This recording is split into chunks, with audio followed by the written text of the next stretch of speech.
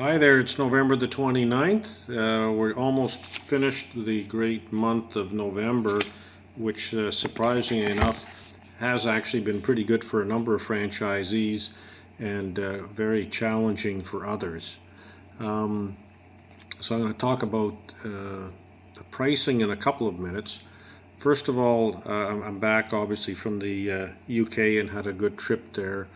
One minor thing that comes out of that, and I had said the same thing on a recent store visit in the US, is, safety doesn't mean that when your guys aren't wearing the safety glasses, that the answer I get when I ask where they are is that, the employee has access to them and they're in the office.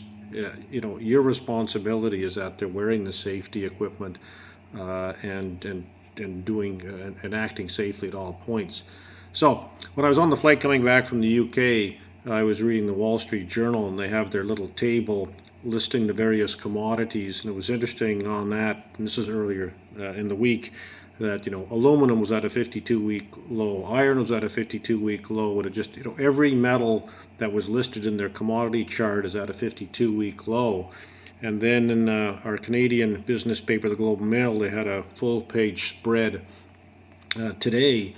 And I'm just going to talk about some of the things that sort of come out of both of those articles and other things I've read. So metallurgical coal prices are down 75% from 4 years ago. Iron ore is down $191 over the same period to $45 a ton. This is all US dollars. Right now I know that 2 of 3 Canadian primary manufacturers are in bankruptcy protection. I read an article in the Economist about 3 or 4 weeks ago in which the Economist was essentially beseeching the UK government not to provide subsidization to the UK mills, which are mostly in Wales and then up north, to prevent them from closing down. The 3 main reasons, according to this article in the Globe and Mail, are the China slump, which is more severe than originally anticipated, and also, more importantly, when you get into the economics, there's ample supply of metal right now, but because there was more production coming online because this China slowdown wasn't anticipated, there's still more coming. Other people who have better economics are actually building new mines, including an $11 billion mine that's about to be finished in Australia.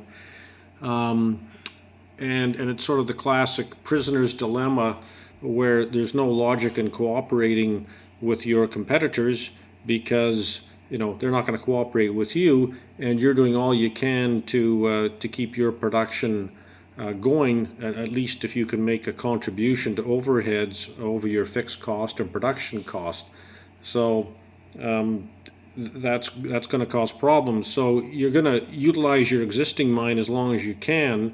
However, obviously getting financing or going ahead with a new one, you're not going to do unless you have a cost per ton or cost per pound advantage over someone else. And then the third reason is the strong US dollar is sheltering the mines that are in lower cost and weaker cost countries in the third world. One of the quotes in this article is that come 2020, which I believe is still a good four and a bit years from now, there'll be a time when mine closures and depletion will allow for a massive surge, and that's a quote, in prices.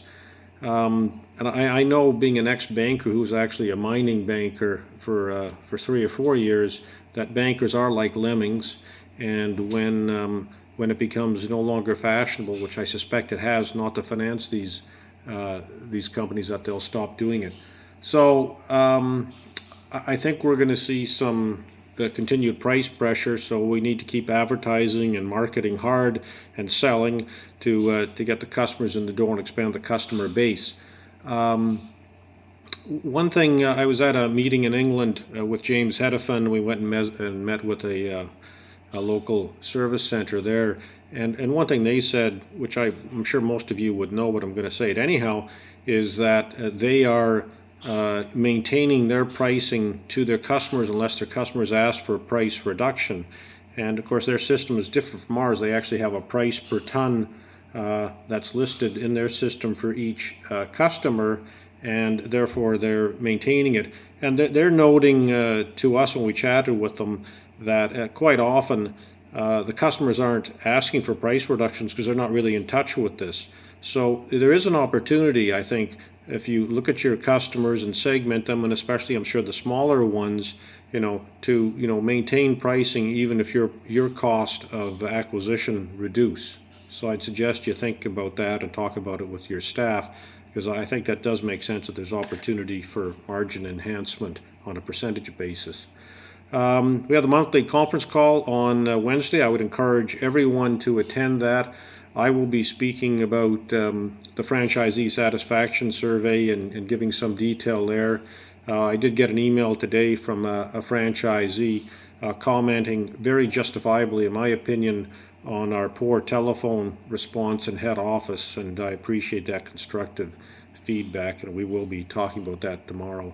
Thank you very much. Bye.